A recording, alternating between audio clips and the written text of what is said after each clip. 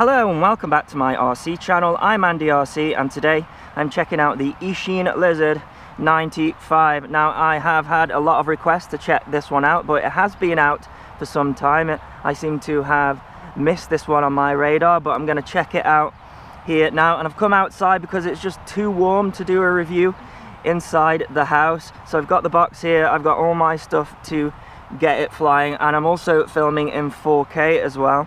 So hopefully you'll be able to see what is going on. So let's get the box opened and see what you get. First of all, we have got a nice color printed manual, very similar to the Aurora series. And from my perspective, this is kind of like an upgrade to the Aurora series in that it takes a 3-cell battery, and we also have got an XT30 on there to allow more current. And we've also got a different camera. Well, it seems to be the same style camera, but now we can switch between 25 milliwatt and 100 milliwatt for the FPV, which is a good thing because on the Aurora series the camera was definitely lacking in quality and it would break up, etc. So hopefully with that more power we might be able to get a better FPV experience. So like I say, you've got a colour manual there, and like I say, there's just a couple of things really that makes it different from the Aurora series. So in order for it to take a 3-cell battery, they have reduced the kV of the motors, and this is something that I want to point out. Just because a model takes a 3-cell battery, it doesn't necessarily mean that it's going to be more powerful than one of the models that takes a 2-cell battery but with a higher kV motor. So these are 1104 6000 kV motors, but if we say took a 2-cell model with a 10,000 kV motor, then it's probably going to be drawing around about the same amount of amps, and that is why we have to reduce the kV when we put a 3S on there, because the all-in-one ESC board on this is still just 10 amps like the original Aurora series. It is BL Heli S, and it is also set up for D-Shot 600 out of the box as well, so pretty neat setup. And then we've got an all-in-one Omnibus F3 flight controller with a built-in on-screen display, and then above that we have got a receiver board with a lost model alarm and a voltage buzzer as well. So yeah, pretty feature packed. We've got the LED on the back as well, that it's got the nice setup where it sort of flashes and puts on a bit of a display. Now I've gone and got the DSM2 DSMX version, and the reason for that is I had problems with the Aurora series and FR Sky in that I was getting brownouts because the FR Sky version has telemetry and the Fly Sky version and the DSM2 version doesn't. And my opinion is that with the Aurora series that the FR Sky telemetry receiver was just that little bit too much when it comes to current and what it could draw from that JST connector. But this time they have put an XT30 connector on there, so we shouldn't have any brownouts or flips of death or the ESCs resetting, fingers crossed. Anyway, but we do have a lot of stuff powering up, and as I say, this is the DSM2 DSMX version, so I can't really comment on the FR Sky version, but of course it'll fly the same, etc. It's just that this one's probably drawing a little less current than the FR Sky version. So it's got these nice 5-blade props on the top there, and as I say, we have the camera at the front, and it's at quite an angle this time. In fact, I have changed the angle because the angle of the camera goes right the way back, and you use some hex drivers to alter that, so I put it at the flattest angle that it will currently go.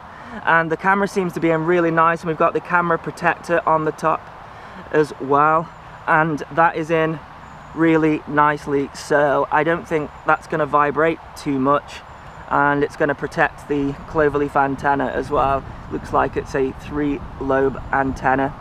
So to change the frequency on the VTX, we have this button at the back there, and it is a short press to go through the different channels of the camera. So there'll be 8 channels per band, and then we have these LEDs down the side there that go through all of the 8 channels, and then a long press of this button will cycle through the different bands. So it's a 48 channel VTX. And then the button at the front, a short press, reverses the image upside down, but of course we don't need to do that on this model. And then a longer press changes the camera between NTSC and PAL as well. So to change the VTX between 25 milliwatt and 100 milliwatts, you have to press both of these buttons at the same time, and it's very difficult to do. I use the screwdriver and just sort of flatten them both like that, but you do end up changing some of the channels and bands whilst trying to do that. But there's 2 more LEDs on this side underneath the button, and when they're both lit up, then it's in the 100 milliwatt mode, and when just one of them is lit up, then it's in the 25 milliwatt mode. Now the battery is a 550 milliamp 3S battery, and it's got a balance connector on there, and I've gone and upgraded my hobby charger so that it accepts XT30. The only problem with XT30 I find is that you can actually put them in the wrong way, so you have to be so careful about that, and they don't fit very tightly either, so that's why I kind of put off upgrading to XT30, but it needs to be done really for these models. So the weight, it's just 65 grams, which is pretty impressive, I think. That's without the battery, of course. And let's see if there's anything else here. So it says it comes with Betaflight version 3.1. So the DSM2 DSMX version, you're going to have to put the bind command into Betaflight in order to bind it to your controller. And I'm going to be using option 9 for DSMX. That means we get the lowest latency. I think it's 11 milliseconds, which isn't far off S-Bus, so that's pretty good. Let's have a look here. What else? So I have set everything up, but yeah, the instructions are pretty good. It shows you everything you need to know. So it says there, yeah, the switch there, you can switch the power of it, and I have to do that, how to set it up on the Taranis. So I am using a Taranis, but I'm using an Orange RX module for DSM2 DSMX, and the way that I've got my Taranis set up is to mirror the settings that is already on here in Betaflight. So I have got auxiliary 1 set to on, so auxiliary 2 is your modes, and I think it is set up to have acro, and then angle, and then acro and air mode like that, and then I've got an auxiliary 3 on the buzzer as well. I actually took my Taranis apart recently and put it back together wrong. That's why this switch is elevated here. I actually had these buttons break on me. It's just like sort of glued in, I didn't realize that, and these buttons just fell back in, so I had to take it all apart, glue them back in, and everything seems to be fine so far. So I have got my Fat Shark goggles here as well for doing some FPV in a minute. Of course that can't be in 4K, but I'll be able to do the line of sight flight with this. I have just got these stock PIDs on there as well, and also on the on-screen display I went in there because it's Betaflight on-screen display, not multi-wii, so you can just go in there and change some of the settings. I turned off the artificial horizon and the crossbars, etc. I also changed the model name to AndyRC as well, and I also set the Super 8 to 0.8. and when you bind this as well, so when you put that bind command in, you need to set the spectrum to 0 again, otherwise it'll try to bind every time that you plug the model into the battery. And yeah, I think that is it. As for the frame, it seems really sturdy. It's a pretty thick frame, and I think what you will be wanting to know is it better than the AR Fun? And well, we'll have to see, because it's very similar actually. The AR Fun's got higher kV motors. It uses these 5-blade propellers. The only thing that I think this one is going to have is probably a little bit more power, and we will see if that is the case. Okay, let's see what else you are given in the box. So we have got some Velcro pads here with some 3M sticky tape on the other side. I guess that is for the battery, but we've got a lovely battery strap here, so I don't think we'll be needing that. The battery does hold on to these little standoffs here, so it does fit in okay. It's pretty tight. I don't think that's going to come out. We've got a spare set of props, which is nice, and then we've got this USB connector here with a 4-pin 1mm JST wire there, and that is because we don't have a USB connector on here, so that's just going to go in there and go into the computer. And yeah, that's pretty nice. And then what else have we got in here? So we've got another USB connector there for a adapter, and then that is so you can put a normal micro USB 2 in there. We've got some more Velcro pads in there, some rubber bands. I guess the rubber band is for the camera, because that is held in with 2 rubber bands there. That's quite nice. What else have we got? So we have got a cap for the camera, which I always lose, and we've got an Allen key and a screwdriver in there as well. No spare battery with this, but that is fine because you're going to want to get your own batteries anyways. Okay, let's go for a takeoff with this guy, starting off in angle mode first of all. So straight away I can hear a little flutter, which to me is saying that the D value is too high, and I thought that might be the case. It's just stock Betaflight PIDs, and yeah, a little bit of fluttering there, so definitely need to reduce the D, otherwise the motors are going to get too hot. It's very windy here today, but let's try a punch out. Oh, it's got loads of power, and it doesn't seem to be vibrating, so that's good. Has it got more power than the AR Fun though? It's really hard to tell, honestly. I think they'd be very similar, you know. I think it always seems like, the more cells on a battery, the more power that you've got, but when it comes to micros, it's not the case. But despite that, this thing does seem really nice. Let's try some acro. I'm gonna have to be careful because it's so tiny, and it's gonna come out tiny on the camera. You can barely see it in person, so when we have the wide angle view on the camera on my head, it's gonna be even smaller. Well, it seems to be flying okay. Like I say, I can hear a flutter though. I wish they would spend time properly tuning these things, but I guess they are working to a price point. But your motors could get too hot having that amount of D. In fact, it's not much D at all. It's about 22, I think. And of course, I can go into the on-screen display on my goggles and alter the D there, so I'll probably do that for the FPV flight. It's getting blown by the wind, but it's got so much power, it doesn't matter. Look at that, that's crazy. Flight time, I'm expecting about 4 minutes probably. Yeah, I like it though. Doesn't seem to be browning out. Yeah, I think it's a good one, this. It's not too loud either, not too loud. And I think that's what people are after when it comes to these micros. That's why we have them, because they're nice, small, convenient. People don't notice them. A lot of people, including myself, we're worried about, the impression that drones and quadcopters and things that fly give these days. We just want to have fun.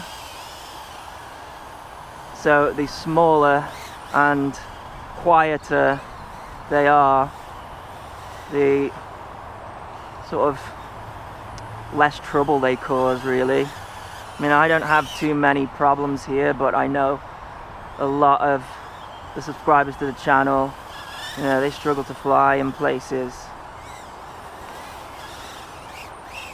Oh, I'm having too much fun flying this one. Anyways, let's go in for a landing and I'll do some FPV with it. Think I can land on the box? I'm gonna say no chance. Oh, how about that? Don't even know my own skill. Right, so it seems they have changed the way that you get into the on-screen display. So it's still throttle in the middle, but then it's pushed the pitch fully forward and then to the left.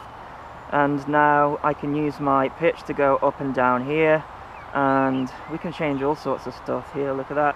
But I just want to go into profile. Now I think I have to do aileron now to go into there. And then I want PID, so we can have two profiles, but PIDs and then use the aileron there, and then now it goes PID, PID, PID, so that's a bit different. So I want to turn down, oh, it's gone back. So how do I do that? Is that a, oh, okay, so now that's the aileron. So I want to keep the roll to 40, but then I want the I just a little bit higher, 43, and then the D's too high, oh, 20, so let's try bringing it down to about 18. I actually think it might be this P gain that's too high here on the pitch. So let's bring that down to match the roll. And then let's also change the I to about the same as well. And then let's bring the D down to match the same as well. Yaw we do not need to worry about, so I'll just go back then, do I now? And then I want to save though. How do I save? So save and reboot her. There we go. So I'll do that, and then is that aileron? Yeah. So that's rebooted there. And then if I go back in now and then go into profile again. Oh, it's just taking some getting used to. Always changing stuff up, aren't they? There we go. So yeah, we'll give that a bash, I think.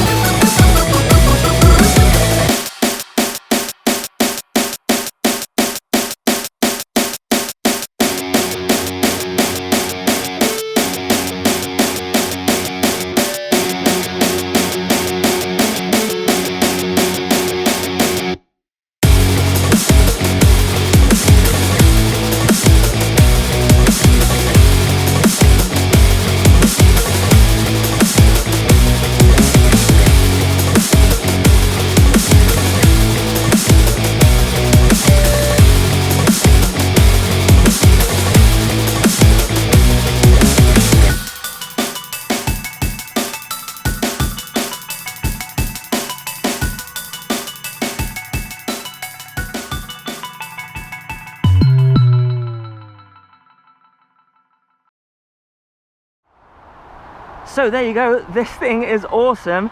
I got a 3 and a bit minute flight time, and that was letting it go completely dead, and that wasn't even on the stock battery. That's a 450 milliamp battery, so you probably get maybe another 30 seconds or so with the stock battery, and it flew much better, no fluttering, so definitely reduced that P gain on the pitch and also the D as well, and it seemed to fly really nicely, able to do the inverted yaw spins, and it got a ton of power. I don't know whether it's more than the AR Fun, and I also think that the Flex RC Lady X has got more punch than this, but this had less vibrations and the camera is much better, the reception is much better, and I think the quality was a little bit better. I don't know if that's because it's a sunny day, but yeah, wow, really impressed with this. Looks like I've bent a prop a little bit on landing there because I let this battery go to its death. I wanted to see how long it would last, and yeah, very impressed. I can't really fault it. The little bit of tiny vibration at the top of the throttle on the camera, again, it's a brushless micro, so I don't know what the solution to that is, but oh man, it's a lot of fun. Yeah, I recommend this one for sure. I'll put a link in the description if you wish to get one. And now I'm gonna put another battery in this guy because that was just too much fun. So as always, thanks so much for watching. Please continue to subscribe. Cheers.